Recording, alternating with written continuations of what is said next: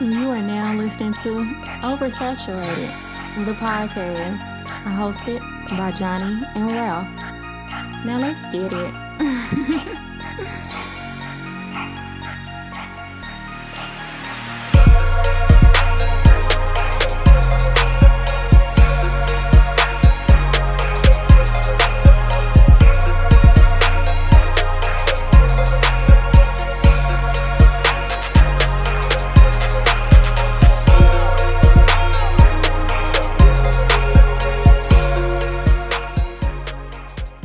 Welcome to another episode of Oversaturated, the podcast where we discuss music, movies, pop culture, and everything in between. I'm Johnnie. And I'm Ralph. Welcome to episode number 242. 242 in honor of last week on BBL Ralphie this week. Hey, talk about it. Listen, new listeners, please follow us on all social media. Facebook, just search Oversaturated the podcast. Twitter is Oversat Podcast. Instagram is Oversat the podcast. And our email is oversatpodcast@gmail.com. And please be sure to check out our website, oversatthepod.com. Anything you need to know about OS is there. Yes, sir. If you want to follow us individually, I'm the Mind of Ralph across your social media platforms. On Twitter, I'm JON 2_ the letter B. On Instagram, I'm JBS_ESL_AAMU. Also, special shout out to WDJYFM 99.1 in Atlanta. ATL, ho. Shout out to OS Gang down there in Georgia, man. Ralph, my guy, episode 242. It's weird, man. How you feeling, man? Oh, man. I'm feeling good today, man. Feeling great. The weather's actually pretty nice, you know what I'm saying, for it to be late summer type of thing. True that. Yeah, so, I'm cool, man. I ain't got too much to report, man. What about yourself? Listen, man, another round of applause. I'm on vacation. I'm officially on vacation. I logged out from work at 3:59 yesterday, and I'm good. Like, I'm good. I went to the barbershop. I'm ready to go. I'm ready to just be in a pool all day and do nothing. Don't call me. Don't text me. None of that. I don't care about Twitter. I don't care about none of that. I am on vacation, man. It seems like every time before I go on vacation, it's always like some fire drills at work. It's like people know I'm going out of town, so they just, oh no, I need this. Nope. I send an email of everything that I think could go wrong while I'm on vacation next week. Refer to this email. Refer to this email, because listen, I'm good. I'm off the clock for a whole week, a whole 5 business days. I'm off the clock. That's excited, man. I'm excited. That's what's up, man. As you should be. Nah, I'm just, hey, just deal with it and you get back. They go fuck it up. Don't even worry about it. They're not go. They got no. Listen, I don't read emails when niggas be off work. I'll like, all right, I'll just wait till you get back, man, and then we'll just deal with it when you get back. Word, man. Because I don't care. Like, I don't care. I'm not there. I don't care. So I really don't care while I'm there either. But still got to make it work. So hey, Anyway. That's where I'm at, though. Like you said, the weather's good. I'm feeling good. I might even try to go hit the court today. I don't know, tennis court. So we'll see, man. So yeah, no, I'm good, baby. No, that's what's up, man. I guess, man, let's just get to it, man. Off the dome. I got one for you, man. I think you would like this, and this is actually before the topic that we actually got on our docket a little bit later. We're going to be talking about Michael Jackson at some point, but I just thought it'd be funny for me to kind of tailor this for Johnny. Michael Jackson has a lot of hits. Everybody knows this is not, rocket science. It's not, anything of, it's public knowledge, right? Yeah.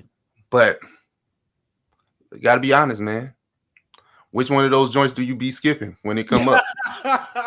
Because all hits ain't created equal.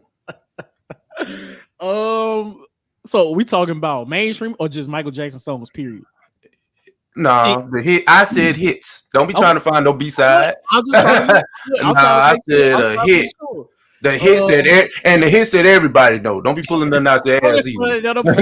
No. Find the real songs. We're not talking about no bad deep cuts. No.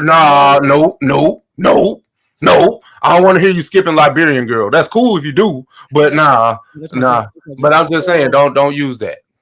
If I'm honestly, and this may be a skill for a lot of people, but Black or White, it's cool, but I don't gotta listen to that. I don't have to listen. It's either Black or White, and honestly, more recently, I've been skipping Jam. Like I don't gotta listen to Jam either. So those are the two hits that I usually skip from Michael Jackson's catalog. Yeah. Yeah. Oh, that was definitely my answer too. I was gonna say Jam. You can get that shit up out of here. Like Jam ain't nothing but a whole bunch of noise. Like I was like, "Fuck is this, man?" This shit sounds like a Mountain Dew commercial. Like that's if Mountain Dew had a theme song, it would be Jam with the glass breaking. The glass breaking. It was like a lot of noise, and I was just like, "We let this happen." You know what I'm saying? And you know, I mean, it happens. You know, everybody got a hit that ain't a true hit. It's just because it's who they is. And that's that's a who they is hit. Like, you know what I'm saying? It's cool. And people was dancing to it. You know? Yeah, because you go dance to most Michael Jackson songs. So I get it. But they threw the rap in there trying to get, Heavy D and got Crisscross and then, the video. I was like, Hey man, it was on a Dangerous album, he was tapping into New Jack Swing, A lot. That ain't New Jack Swing. It was that Jam is not New Jack Swing. You would not put that on Teddy Riley. Okay, I hear you, bro. But it was on the album with the New Jack Swing sound. But you tried to put it underneath. It was him doing something different. Jam is not Remember the Time. You will not sit here and do that. Ralph is not having it. No, I'm not. Because you be trying to cop please, and we ain't doing that shit today. Nah. Jam, no. There's the reason why you skipped it. True. It's true. But hey. And black and white. Get that shit up out of here, man. Like, it was cool for 91 whenever that shit was made. Not right now. They both on the same album, too. That's crazy. Oh, if you're being honest, a lot of that shit can get skipped. But, hey. Oh, man. That's, okay. Damn. See,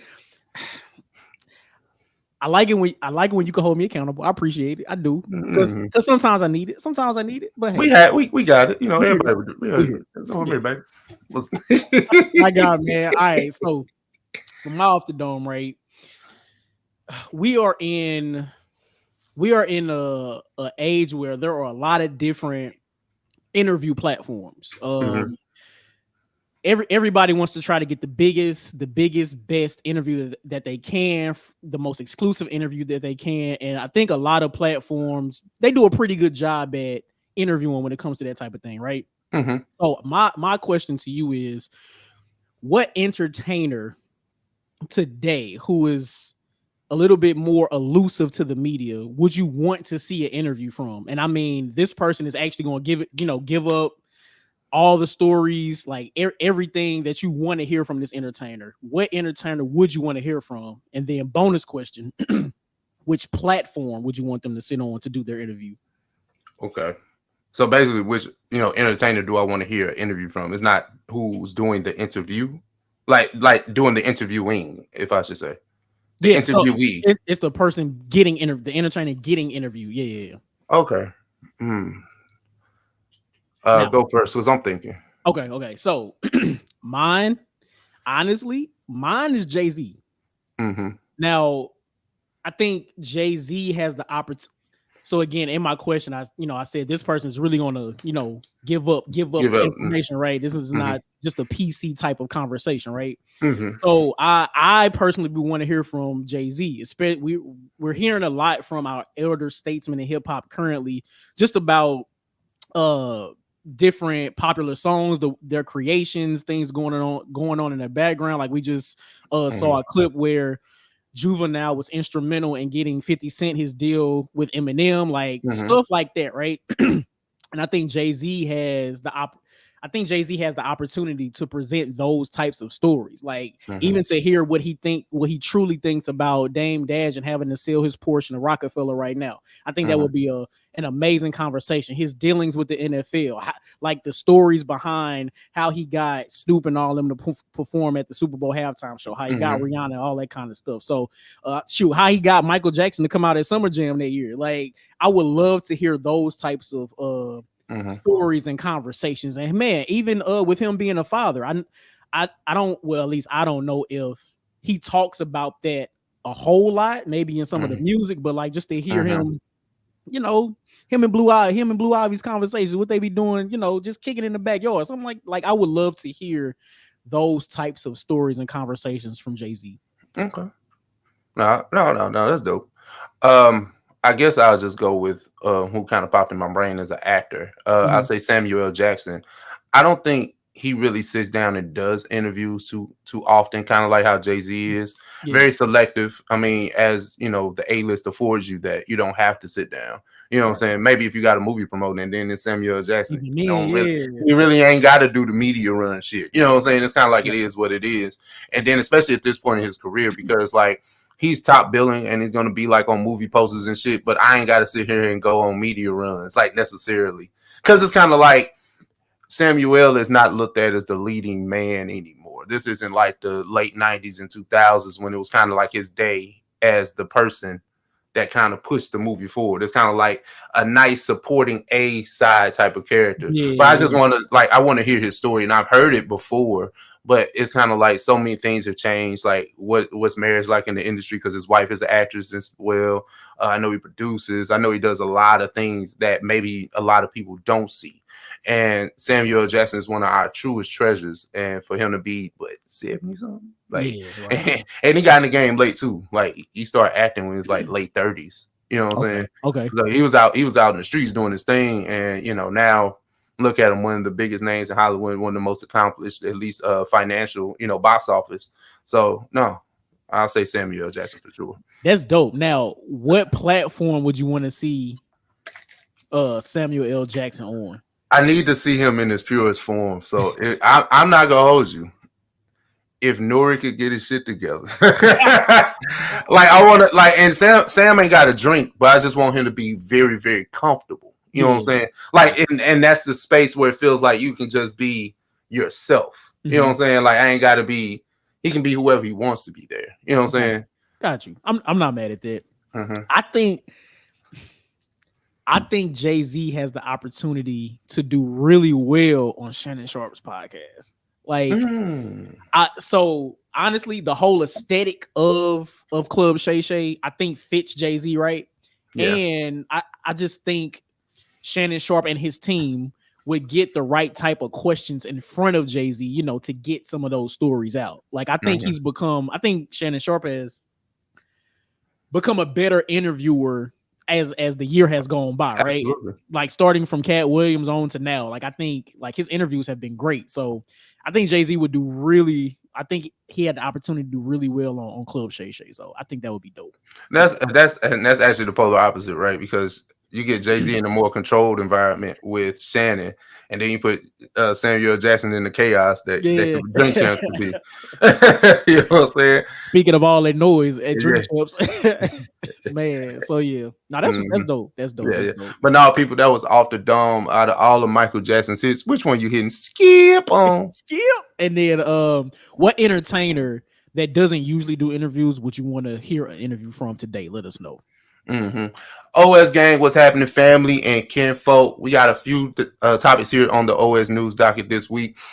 First things first, let's try this out. Speaking of interviews, Sauce Walker recently on the Breakfast Club said that Drake does not do enough for Houston artists. And trust me, I'm paraphrasing a lot of the things that he said. I'm not, Johnny, you didn't have a clip or anything, did you? Or you gotta get straight to it? I can for sure pull it up. Okay. Yes, sir. Yes, sir. Just for the listeners, just in case they need some type of context before we dive in. Yeah. Let me start this one over. Drake without Houston. It wouldn't be no Drake without Houston.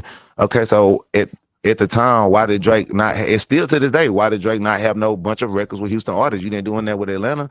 If you love Atlanta, and it's 7, 8, 9, 15 artists that you got songs with in Atlanta. Because why? Yeah. Not only does you know that the city of Atlanta was gonna look at you weird for not doing that, look at you and feel a certain type of way by you not making those songs and making those moments with that city.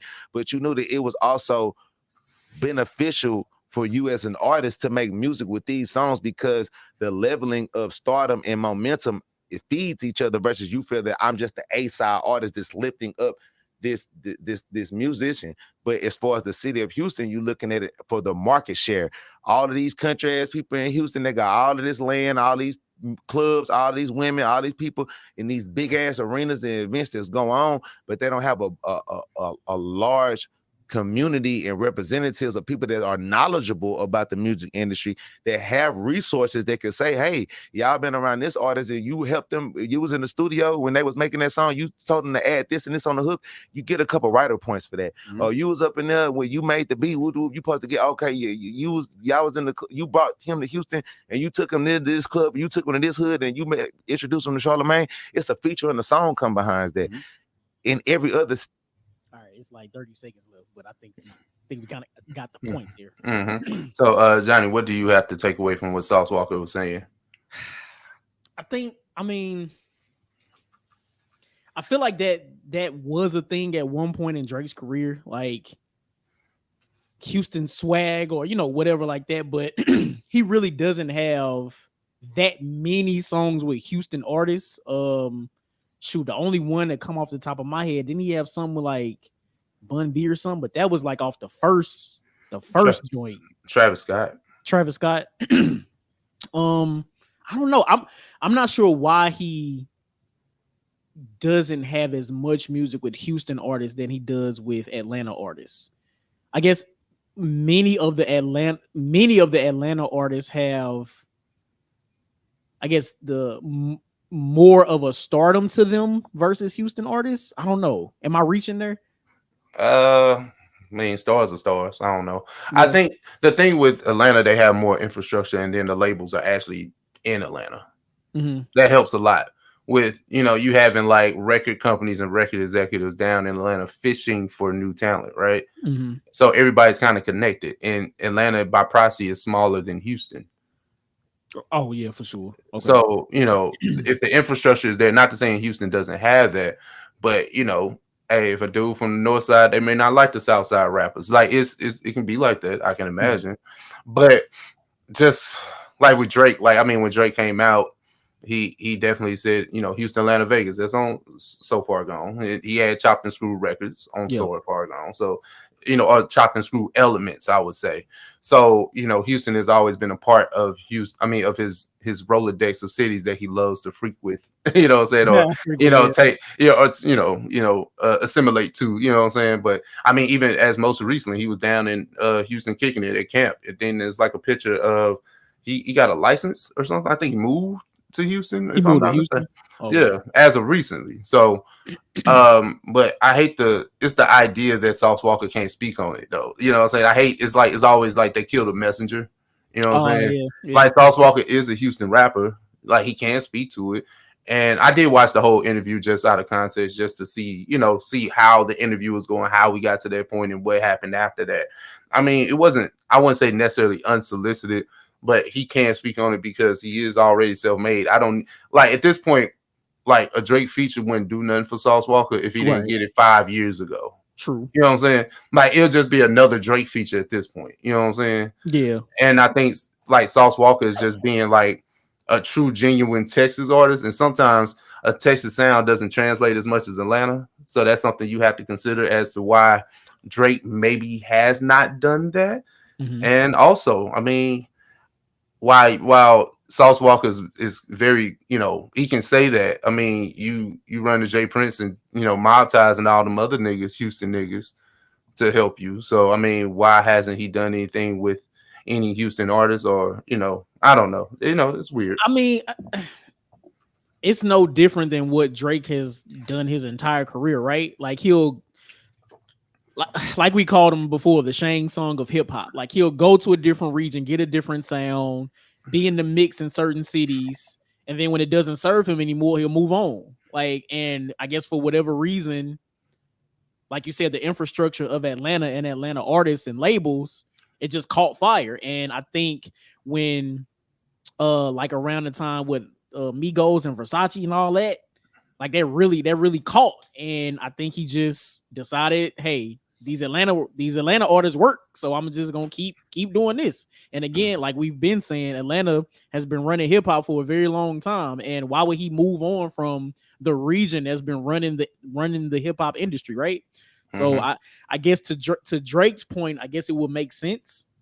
But again, this is something that he's done his entire career. When a certain genre or a certain sound or a certain area or whatever doesn't serve him anymore, he just moves on. And if it's catch fires, if Houston were to catch fire in the next 12 to 18 months, he'll be right back there doing music with those artists. Like it's in Drake's nature to do that. But yeah, if the thing is, if the narrative is that Drake has always been the A side when it comes to a lot of his features, why can't he just pull up a Texas artist? Because that's what Sauce Walker's saying. Like, if you really that nigga and you just pull people up and make them stars by proxy of you being on their song or them being on your song, why haven't you? And you got Drake there in Houston, you got all this shit going in Houston or allegedly or whatever. I'm not, I can't refute it because I don't live there. Yeah. But it's just, why haven't you used those artists to, like, or on your albums and stuff like that? Or just them one-off singles that you like to drop? I can't speak for the past, but currently, possibly because they all secretly hate him. I don't know. Like maybe at some point in the last, let's just say 3 years, maybe since COVID, right? Maybe he attempted, but maybe they all turned it down. We don't know. Because apparently a lot of the music industry has hated Drake for a long time. I don't know. That could be a point. That could be a point. But moving to a city where they hate you is absolutely diabolical. I'm just saying, like, because he was out in the club with people. Like, I'm just saying, this was after the beef, so this was fairly recent. And he ain't looked the happiest there either. Like, Drake really hasn't looked happy at all in like all year, actually. If we being honest, so yeah, it is what it is, I guess. Yeah, it's very interesting. But I mean, points on both sides can be made. But I hear y'all. But going from one dweeb to another, Noah Lyles is still in the headlines. This is it feels like it's dated because something else happened right after this, but we're kind of focused on this topic at hand. He was recently like invited to like an Adidas camp or something to that effect. And Anthony Edwards, who's is the face of Adidas basketball currently, Noah Lyles threw a little shade at him, pretty much saying that, why do you have a shoe for somebody that has never been to the NBA finals? And I'm a world champion or a gold medalist. So Johnny, before I even start going, what I'm saying? Like I said, I'm paraphrasing what's said, saying y'all can kind of go dive into that if you want to. But Johnny, what do you have to say about that, man? First of all, last week when you called him a dweeb and with that voice, that's been in my head all week. That's hilarious. Now with this particular situation, now it's first of all, it's big hate. We'll just get that out there. It's big hate. Thank you. As long as we acknowledge that he hating, we'll get that out there. All right. But first of all, shout out to Anthony Edwards because he got a long. I see his longevity in the NBA because it's there, right? And Anthony Edwards' shoes kind of fire. Like they using that Yeezy technology to make his shoes. I see it. But from Noah Lyles' perspective on this particular issue, I would say currently in both of their careers, Noah Lyles might be slightly more accomplished than Anthony Edwards. So I can understand his sentiment on it, but Noah Lyles is not even the most popular American in his sport right now. Sha'Carri Richardson. So if she don't have a shoe deal with Adidas, why does he think he's going to get one? I don't think people trying to wear track cleats to the club. Like that's not where we at right now. And again, them Anthony Edwards shoes are fire. So like I kind of get it from his perspective, but that's still hate. It's still hating. This would only make sense if he was a fucking basketball player. That's the only way this makes sense. Track people don't have shoes. They have cleats. That's what I'm saying. They got cleats, bro. Like, see, it just continues with the NBA hate. Now, the I hate NBA crowd is a very particular crowd. They are the dweebs. They are the ones that are the actuallys. They are the they are those guys. And that's where Noah Lyles fits in. I hate the NBA for some strange reason. So now we just got to start nitpicking. Anthony Edwards ain't the only one that got a shoe that is not maybe as accomplished as a Noah Lyles is, but that doesn't mean anything. But he's a world champion now, by your logic, so maybe the shoe is warranted, if that's the case, right? Because this is a dated quote, what I'm saying? This was like, let's just say later last year or something like that, because AE shoes just start coming out. You know what I'm saying? Okay. So this was at an official Adidas launch party. That's the context of the article, right? So basketball shoes are always going to move, bro. Always. Yeah. Chucks are basketball shoes, right? I'm just saying. So think about nobody's going to wear your, and then slap your name on this goddamn shoe. Is he going to move units? Because we have to like you to buy your shoe. Bro, you know what I'm saying? Like, listen, Kanye sold shoes and that nigga was batshit crazy, but there was still something about Kanye that we liked. Of course. So no, like track shoes are not a thing. They're never going to be a thing. You can get a cross trainer popping, but cross trainers only go so far, bro. Like your shit got to be fire. And Adidas make some, they make some fire shoes. I'll give them that. The closest shoes to track shoes is Pumas. And nobody is trying to wear the Lyles ones. Nobody's trying to wear those. You'll get flamed wearing them shit. Just because that's his name. That's just because they his shoes. Just because of that.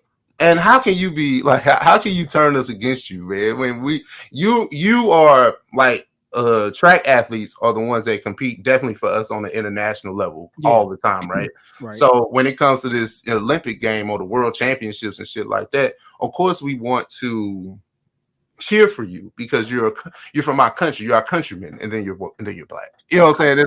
It's so many layers as to why we would want to cheer for you. And even on top of that, he a nerd. He showed up to the Olympic trials with a damn Yu-Gi-Oh gauntlet on his arm, like he was pulling out the Blue Eyes White Dragon. Like I wanted to like this man, and now he dweeb. Wild. Oh my god, it's dweeb like behavior. And I mean, hey, everybody knows the condescending asshole. Like everybody knows that person that would like to actually, this is not that. I'm like, oh my god. He's the type. See, and see, I hate to talk against my nerds, especially my black nerds, but he the type of black nerd that'd be like, well, black girls didn't like me in high school. Like he the type, and it's got me tight. It's crazy. It's crazy. I mean, he didn't have to be like this. You know what I'm saying? Because. But I mean, shout out to him. He's the Olympic gold medalist, and I think he has a bronze as well. But it's like, my dude, like, why? Anthony Edwards is so likable. He is so likable. It's like, don't nobody hate on Anthony Edwards, right? Nobody. No, people don't like Noah Lyles so much. What's my man's name from the NFL trying to race him now? Is it Tyreek? I think it's Tyreek Hill. Mm-hmm. Yeah, trying to race him just so he can shut up. Like shit, I want to see it, honestly. It's weird behavior, man. It's like it don't have to be like this, bro. Like you got time to kind of like course correct this thing. And I didn't even bring the business into this. I could have said like Adidas doesn't stand a chance of selling any type of track shoe. If you're gonna be honest, like Adidas basketball, they might have a chance. Yeah, but track, nah, Nike got that on lock, my boy. You know what I'm saying? And Nike ain't handing out, and Nike don't hand out track shoes. Nah, they don't. They might endorse an athlete, but it's like to give you your own signature shoe. And this other thing, there's no official track season. At least when Anthony Edwards, right? Basketball is starting real soon. Like we had the summer too. Like, you know what I'm saying? He had a deep playoff run, so we got new colorways with that. And then he was in the Olympics, new colorway there, and then preseason start like in September, and then October the season start for real. Hey, so I get to see Anthony Edwards at least 8 to 9 months. You know what I'm saying? Right. In shoes, doing his thing. When am I gonna see Noah Lyles running the 200 meters or the 60 meters indoors or whatever? Like that's not happening. During the Olympics, every 4 years. So we gonna see him in LA in 2028. That's the next time. If they don't interview him, we're not gonna see him no more until the prelims at the end of 2027. at the end, getting ready for the Olympics. Exactly, because they don't put marketing dollars in the track for a year. For a whole year. So that's not our fault. You know what I'm saying? And that's not Adidas' fault either. The only time outside of this whole, outside of the Olympics, the only time we even knew that track was being run is when they were talking to Sha'Carri Richardson. That's the only time. And even then, I don't even remember when that shit was. I don't. Yeah, we don't. It definitely wasn't the Olympics. Clearly, it was like the World Championships or regular meet. Like I didn't know they had regular meets. I didn't know. And even then, we didn't see the race live. We saw the clips after. Oh, Sha'Carri Richardson, she won. Oh, when the hell was she running? When did this happen? You know what I'm saying? That's what's up. That's yeah. Man, speaking of talking crazy in interviews, man, we got to keep this thing going. Tank, I was gonna say Darrell Babs, but better known as Tank. That's his real name, but neither here nor there. He was on Stephen A's show. I don't think it was a podcast because it was a show. It was in the show format.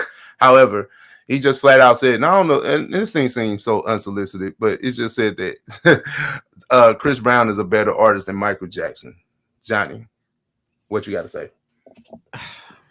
So I didn't actually watch the clip or the interview, but I saw the headline, so I just had to throw it on a docket. And Tank has a caption on his, on him saying this, and he says vocal ability, Chris Brown, Michael Jackson less than Chris Brown, writing ability. So vocal ability, writing ability, producing ability, and dancing ability all go to Chris Brown over Michael Jackson. And I just thought this would make a great conversation because initially, of course, in my brain, Tank, really my dude. Like I know you an R&B artist and you got hits and you can sing and all that, but what are we really talking about? But after really looking at this, I was like, all right, maybe there's an actual conversation here. There's a conversation. So I guess starting with vocal ability, I don't think I give that to Chris Brown. I give that to Michael Jackson. I've seen clips of Michael Jackson layering his own voice on tracks and things like that, and different vocal pitches, and I don't think Chris Brown holds a candle to Mike when it comes to that. So, vocal ability absolutely goes to Michael Jackson. Writing ability, this is where we can start having conversations because. Did Michael Jackson write songs? Absolutely. But he did have a lot of writers around him, especially for like a lot of his biggest hits, right? Oh, yeah. Chris Brown, on the other hand, I'm sure he has, people that he collabs with and writing and things like that. But I think Chris Brown writes a lot of his own music outside of teams as well. So I think I'm going to give that to Chris Brown. What else we have? Producing ability. I don't really know about this. When it comes to producing, who would you give the edge to for that? Neither, because I don't think neither one of them niggas produce. I know Mike didn't do this shit. We just be giving that nigga accolades, but Chris, that's cool, I guess. Like, what you talking about, like making beats, like, or actually doing like arrangements and songs. That's two different types of producing. I don't think he's returning. I don't think he's referring to making beats here. I think he's talking about arrangements and things like that. Because we don't know Chris Brown to be a producer, like making beats and shit like that. Or Mike. So that's the point. I was like, man, I'm saying, like, man, how the nigga just be so great so low. They be like writer, producer, like arranger. Like, no, they ain't do all that shit, man. They ain't do all that. They ain't do all that. Like, it's cool if they did, but I know they didn't. Now, what I will say, how I will give Michael Jackson the edge here, is that on a lot of his like 20, 30, 40th anniversary albums, they have demos of him creating the arrangements with his voice and then translating that to actual music. So I'll give Michael Jackson the edge there. Not saying Chris Brown can't do it, but I ain't got no proof. Like, I was about to say, so the only thing you need to see is a documentary, then this whole argument flips. Maybe, and it depends on how good he is with it. Oh, okay. We don't know. Now, dancing ability, I ain't gonna lie, I'm giving that to Chris Brown. Like, Chris Brown is way more athletic. I'm about to say you smoking his boots. Like I know y'all. I know y'all want to be fighting for him. It's cool, man. But I say want to be starting something. That's yeah, like we seen how Chris did want to be starting something. Word. But I mean, man, this whole conversation, I hate it because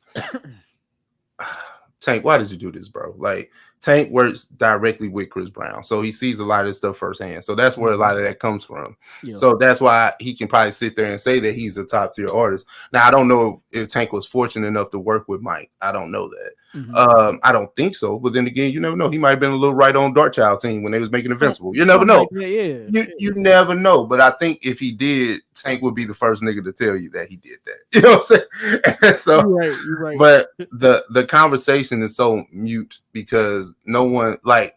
I'm glad Johnny's being truly objective today, but when it comes to Mike, nobody likes deconstructing the myth, the man, the legend. Like nobody likes doing that, and I feel like I'm the bad guy when I got to start putting out shit. You know what I'm saying? Like because like it's like no one's like we had this conversation when the internet kept putting Beyonce against Mike, and then they'll find somebody else, and then now it's Chris Brown. We're never gonna let anybody get close to this man, and that's fine because we saw Mike do the work, and we were just happy that a black man can actually ascend to that level. So I think that's where a lot of this comes from. Right. But come on, man. Like Mike had his flaws too, man. That's all I'm saying, man. But this ain't a Mike conversation per se. And listen, I stand in my bias. I do, but when it's time to be objective, I can do that. And I feel like there are conversations to be had when it comes to different aspects of entertainment. When it comes to Michael Jackson, Chris Brown, Michael Jackson, Beyonce, whoever you want to put them against. So, I mean, yeah, I can have those conversations as much as I'm gonna grit my teeth. I can do it. I can do it. Yeah, it's just when we start having people act like I'm saying I'm speaking Spanish or something. Nigga, you gonna look this up, man. This is public knowledge, baby. I ain't saying nothing. You can't go look up. You know this ain't no opinion. Like you saying, you can Google that. You can Google that. Exactly. But nah, man, it's just. I mean, it's like if you look at the tail of the tape, it's not close, right? It's not close because. The only reason it's not close is because Mike, with how he made videos and how he curated videos, that's one aspect. And then the record sales were just so enormous that nobody can really touch him as an individual. There are a few people out here that probably have some more, they're in the ballpark with the album sale thing, but just the totality of the artist is too much for people to overcome and too much for people to even grasp when you're trying to have another conversation. When you're saying you're putting somebody else in the conversation with them, you're like, no, what? Like, he was a man. He's not Jesus. Like, you know what I'm saying? It's cool. Jesus had flaws too, but, hey, that's it. Neither here nor there. You know what I'm saying? Neither here nor there, baby. You know what I'm saying? Facts are facts. Yeah. Facts. You can't but nah, man, it's good for the healthy conversation, and I think that Tank ain't doing nothing but doing Chris Brown a disservice, if you want to be honest. You know what I'm saying? Like, Chris Brown could have easily put himself in those conversations. It's the level of music that he tried to make post, I'll say, 2012. A lot of it became very, very repetitive. And we would see glimmers of shit. We were like, oh, Fine China. Oh, A Warm Embrace. Oh, okay. And then you get the album. Heat with Gunna. Like, you know what I'm saying? Like, I like Heat, but it's like, Chris, you didn't. Like, you didn't have to make that. Okay, so do you think that comes with him making his audiobook? So like, his last 2 or 3 albums have been damn near 40 tracks a piece, right? Yeah.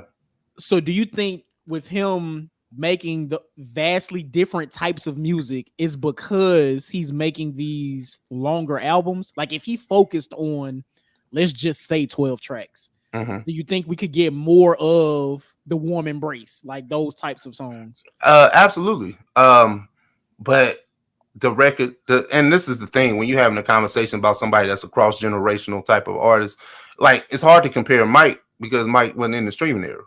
You know what I'm saying? It's cool to say I'm gonna drop this 9-track album, but niggas' attention spans is only 30 seconds these days, Mike. So, and not to say Thriller wouldn't slap in 2024. That's not what I'm saying. But he made it for the time that it was, Like, could Mike, rest in peace, if Mike was alive, could he make a Thriller-esque album for 2024, whatever that would look like this year? Maybe that album would have 25, 30 songs on it. Like, we don't know. Because of the streaming, and this is the thing too. Mike is a prisoner of his time too, right? When he made music, he curated music. I don't think he really tried to like do anything too trendy. And then when it got too trendy, we was like, you know what I'm saying? You get the black and whites, you get the jams. You know what I'm saying? I was about to say that. But Mike aging gracefully is kind of like the stuff he did on Invincible, or at least the attempts there.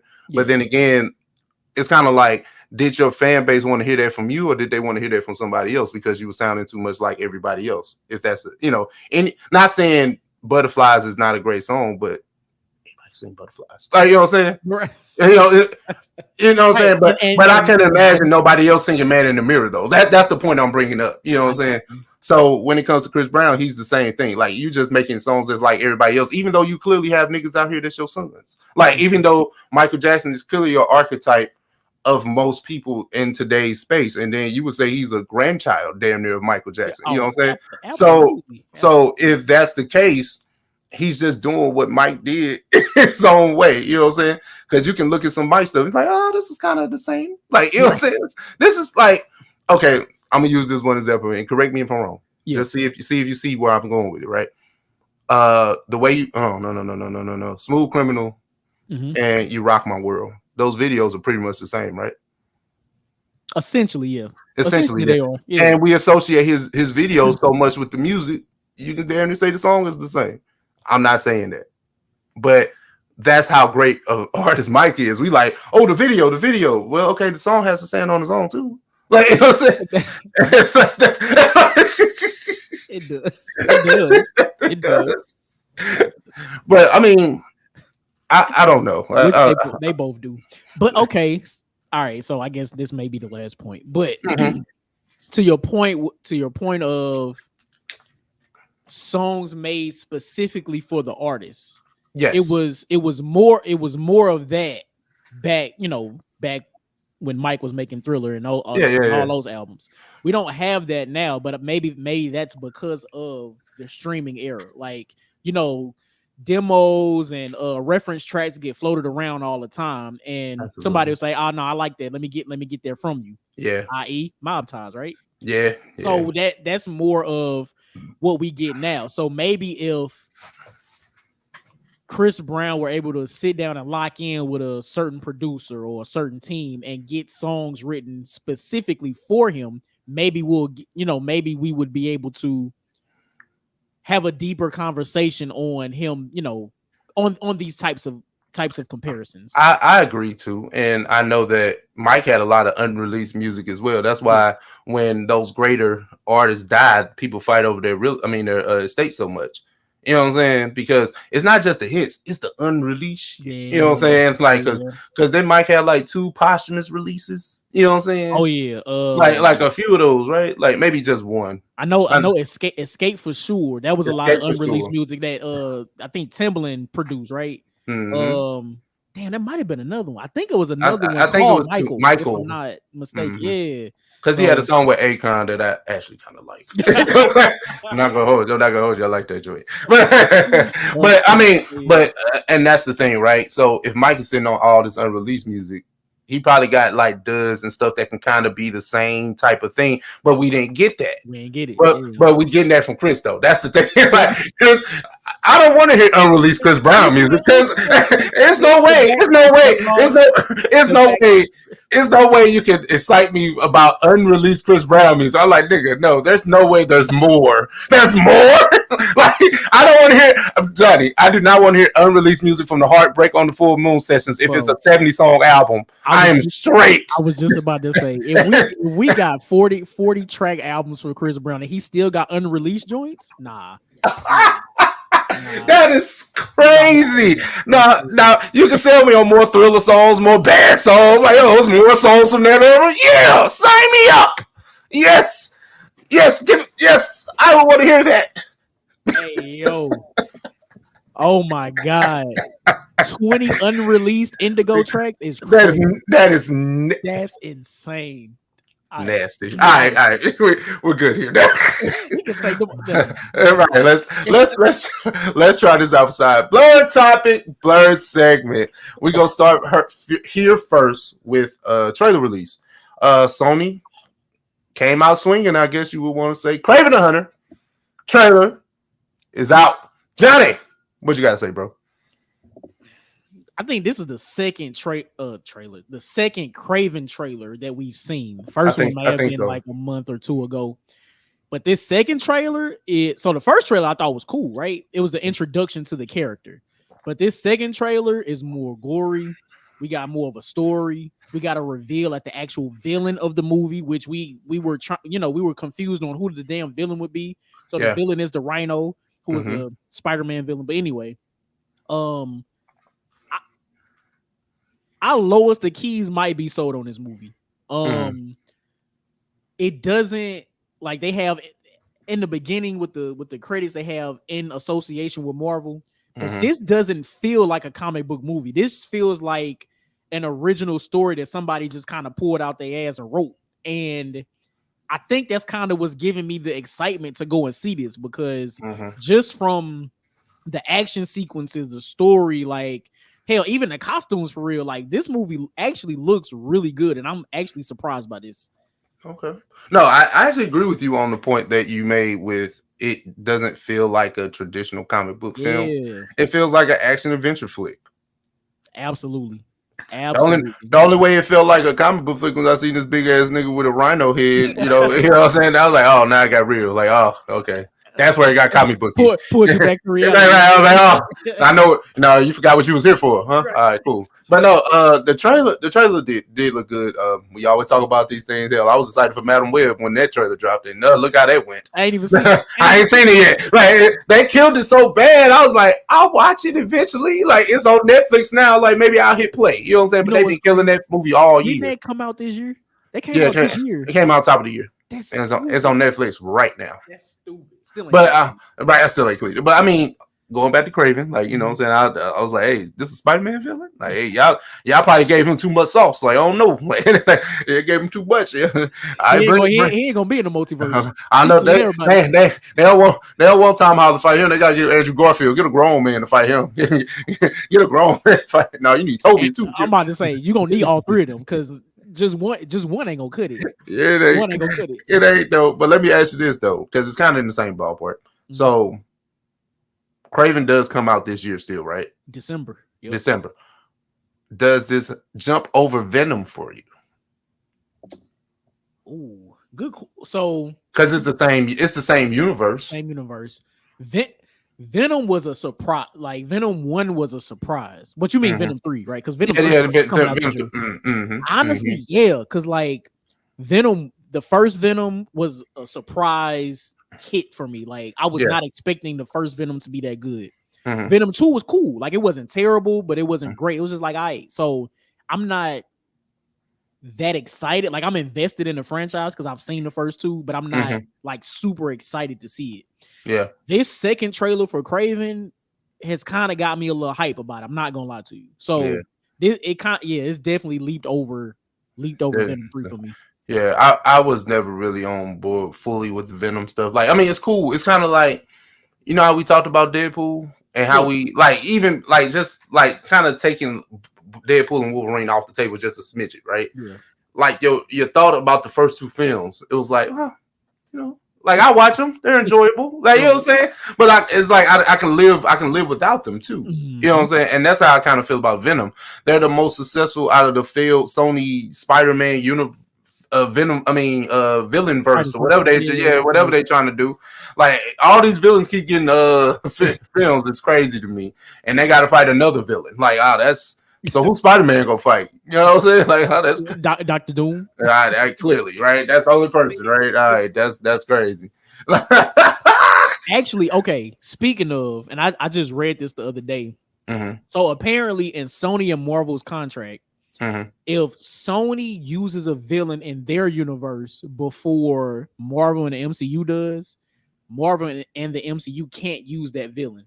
So like, okay. So like they have Kraven. They can't. The MCU can't use Kraven now because they have Kraven coming out. So they can't use Venom, Carnage, Morbius, Kraven, and now Rhino. Yep. Well, no. So they had Rhino in. Oh no, that was still the Sony universe. Never mind. So Amazing Spider-Man 2. At the end, we had a glimpse of a Rhino character. So yeah, okay. So no, that's still Sony. So no. So let me ask you this then. There have been a lot of criticism about like how Marvel has handled the character Spider-Man. Do you kind of forgive them knowing that contract detail, knowing that they're not able to use certain things, so that's why you might have like a lot of Tony Stark influence now? I guess so. Because I mean, even though I like the character Mysterio, I didn't like his background, right? Yeah. I didn't like his background. So again, I love the movie, but just the connections and all that to Tony Stark was just, it became overkill for me. Yeah. Which maybe is kind of hypocritical that I'm excited about Robert Downey Jr. coming back and possibly being a Tony Stark variant. But I feel like that's the only way they could bring him back. But anyway, that's neither here nor there. But yeah, no, I think that does kind of soften my criticism for them not using Spider-Man villains in the MCU. So yeah. It's just the tangled webs we weave, man. I don't know. It's just a wild thing, man. I know, right? I know. But now let's try this before we get up out of here, man. There was an interesting topic online, and I don't know, maybe Johnny, you can speak to it because I'm not sure if anybody like published it or that was like a trending thing on the Twitter. Or was it like okay? So apparently, okay, let's start here. Armor Wars, right? Don Cheadle, War Machine, Rhodey was supposed to have a Disney Plus show at one point, right? Back when they first announced Disney Plus is getting these MCU TV shows, but then midway through production, they changed it to being a full-length film. And then this may have been maybe a couple years ago that they said it was going to be a film, but recently it's just come out that Armor Wars film has been quietly canceled. So and that's where this tweet came from. It says how Marvel Studios handles black characters needs to be analyzed. So they said T'Challa, one of the biggest black comic icons, not recasted. Blade going through production issues basically, which we probably are going to predict that is going to get canceled at some point because it's supposed to come out toward the end of next year. Monica Rambeau's Photon series canceled. I didn't even know she was supposed to have a series. And then War Machine being quietly canceled. So it's looking like there's a theme or a trend of them ostracizing their black-led films and characters. So just wanted to, I figured it would be a good topic to discuss. I never want to shoot bail for big corporate, you know what I'm saying? True. But we've had those passionate debates about Black Panther, Wakanda Forever, the actor matters, all that stuff, right? Yeah. But when it's just like we never seen anybody die while they're playing the role, and it's in an ongoing arc of films, right? You know what I'm saying? I don't think we've ever seen that, you know what I'm saying? And then Chadwick Boseman being as beloved as he is or was, I think Marvel just tried to pay homage in that way. But then again, y'all, my man that played Thunderbolt for all them years, y'all went and got Harrison Ford quick. You know what I'm saying? But then again, Thunderbolt Ross ain't T'Challa. Yeah. He replaceable. It's like y'all. It's like I ain't copping pleas for the white man. You know what I'm saying? Like, may he rest in peace. Yeah. You know what I'm saying? But it's still that's still one of those tricky things. I still think they should have, recast it. But we was kind of on that train back when it wasn't when it wasn't the most popular thing to say out loud. Right. I want to jump to the Monica Rambeau stuff. I think that's a little bit that's interesting, right? We can talk about Don Cheadle, but Monica Rambeau having her own series kind of only helps what the Marvels could have been because we didn't get that proper character development. I don't think, you know what I'm saying? Like well, so I agree in her film, right? But this would be their opportunity to do that. And it also depends on the time period of the film, right? Is this before WandaVision or is this after the Marvels? Because if it's after the Marvels, then they have to include the X-Men because that's where she at. Right? Okay. Now, if this is a prequel to WandaVision, or maybe even something in between Captain Marvel 1 and 2, then I guess it's got to be, well, for the sake of this, it can't be a prequel to WandaVision because that's when she got her powers. Okay. At least in this universe, right? Makes sense. So it would have to be in between the films. And the thing that the Marvels, failed to do, even though it was a fun movie, I don't kill it as much as most people do. I just think when you do team ups, they have to be successful on all three fronts as far as character development. And somebody's character arc has to be kind of rushed into the film. And I think that's what Photon was, because you had to watch Ms. Marvel in order to understand that. And then we haven't seen Captain Marvel. When was the last time we seen her? Oh, she's not in the Endgame. Okay. So we have so that's a lie. She was in the Shang-Chi post-credit scene, but okay, that was not for real, because she was off doing Avengers stuff, right? Yeah. Okay.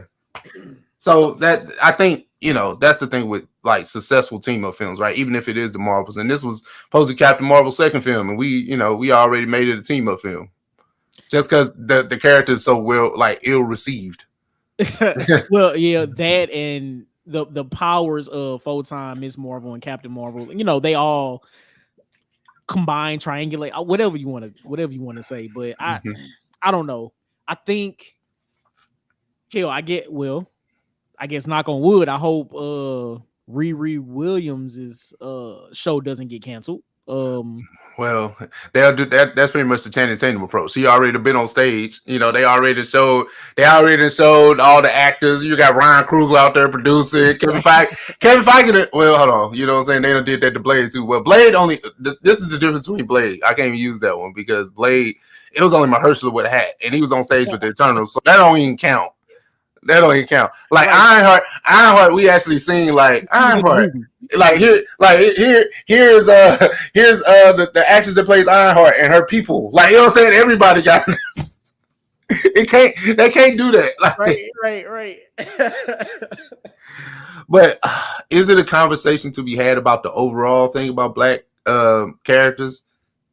I mean, maybe it's reaching. I don't know. Just look. What do you think about the Armor War stuff? I think it's a tragedy that it's being canceled. I think there's a lot. That can be explored there, especially the exchange that Rhodey had with Falcon and Winter Soldier. What's the Secret Invasion, right? No, it is Falcon and Winter Soldier, the Disney Plus show. So I'm thinking about the exchange that Rhodey and Nick Fury had in Secret Invasion. Yeah. Okay, even with that as well. So there's a lot that can be explored with Armor Wars, because we know that probably since Civil War, Rhodey was a Skrull, right? So now Armor Wars could be our actual Rhodey coming to terms with being abducted, getting back to that, maybe off the heels of the new Captain America movie, how Rhodey incorporates War Machine into the government and things like that. So I think there's a story to be had there, and the fact that it got canceled, I think is kind of crazy, because there's a lot that can lead into what Armor Wars could be. Armor Wars is the most simplest one to make. It ain't nothing but another Iron Man film. Because all we're trying to do is keep Tony Stark tech hands out of the hands of the ops. That's an easy plot, you know what I'm saying? And then you could sprinkle in him being a Skrull at some point, sprinkle all that stuff in there. That's all I'm saying. It's real simple, man. I think sometimes we try to over simplify shit. It's no, it's just make it plain sometimes. Sometimes I just want a good action film, baby. Like, you know what I'm saying? It really ain't that hard. You know what I'm saying? But really not. I mean, because we know Don Cheadle is a well beyond capable actor. Like, he's one of them. You know what I'm saying? He's a very capable actor, one of the ones. So it's not the acting that we're worried about. So what are you doing? Like, you know what I'm saying? I think. And that's my other point. Yeah, because we put so much hype on Secret Invasion, like Nick Fury, Samuel Jackson, and fumble, fumble, bad. Well, like you said, man, Don Cheadle is one of the top tier actors that is in the MCU. So canceling his movie is kind of it's crazy, but I don't know. I don't know. And then we've been talking about the mishandling of Blade since then. You know what I'm saying? Since and it's. I think they trying to oversimplify that shit too. Like it's a vampire film, bro. It ain't that hard.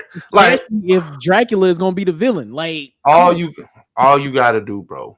You don't need that much CGI in the world, bro. I'm telling you. Let's cut that budget down. You know what I'm saying? I ain't saying, but if the story fire, we can work through what it may or may not be. Because look, the idea of Ant-Man and Quantumania was dope, and then you got it. You was like, no, that ain't it, bro. Like, that ain't it. And they spent a lot on the Quantumania, on the quantum realm. You know what I'm saying? That's where they was at.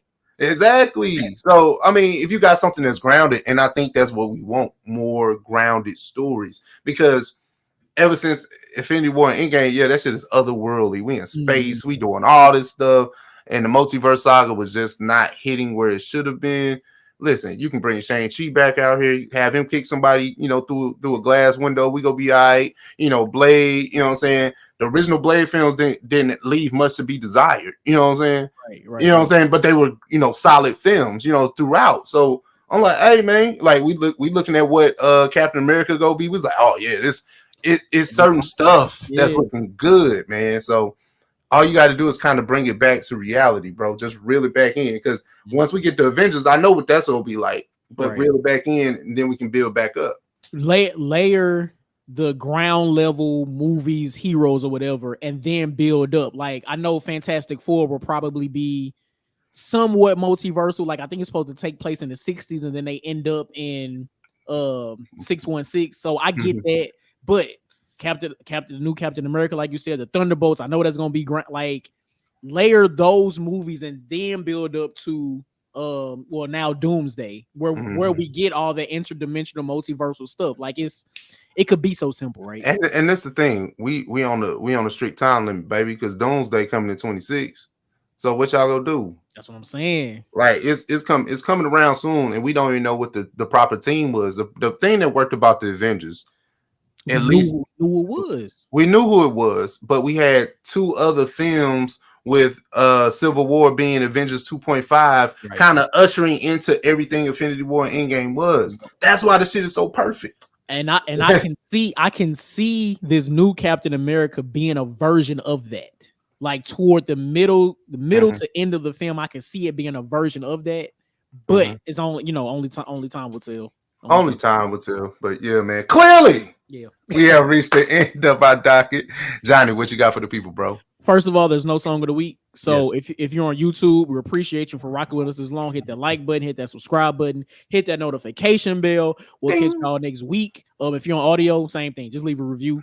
Holler at us. Check us out on socials. Just like, we want to talk about these things because these are things that we are passionate about. Absolutely. With that, Ralph, anything left for the people? Hey, this is episode 242. We appreciate you guys. We love you guys. Make sure you share this link when you see it, because OS is for the streets. And with that, that's episode 242. 242. And we out. Chill. Peace.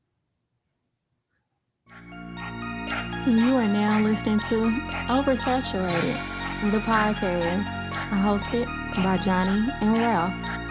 Now let's get it.